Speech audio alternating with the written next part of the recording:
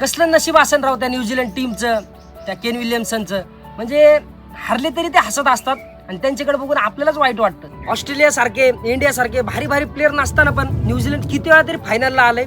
आणि न्यूझीलंडला जर नशिबाने साथ दिली असती ना तर ऑस्ट्रेलियापेक्षा, इंडियापेक्षा जास्त ट्रॉफ्या त्या न्यूझीलंड टीमकडे असल्या असत्या. पण ते केन विल्यमसनकडे बघून असं वाटतं की राव एखाद्या माणसाला एवढं दुःख येऊन पण तो हसत कसं सामोरं जातो हे त्याच्याकडनं शिकलं पाहिजे आपण. गेम असतो, हार जीत होतच असती. पण जर दरवेळेसच हार होत असेल ना तर माणूस फ्रस्ट्रेट होतो, म्हणजे अनकम्फर्टेबल फील करायला लागतो की माझ्यासोबत असं काय होतं. आणि ही सिच्युएशन तो माणूस कसा मॅनेज करत असेल काय माहिती. आपण सगळ्या भारतीयांनी केन विल्यमसनकडनं, त्या एका माणसाकडनं शिकलं पाहिजे की जिंकणं म्हणजे सक्सेस होणं नाहीये, तर आपलं काम प्रामाणिकपणे करत राहणं, कष्ट करत राहणं म्हणजे खरं जिंकणं आहे.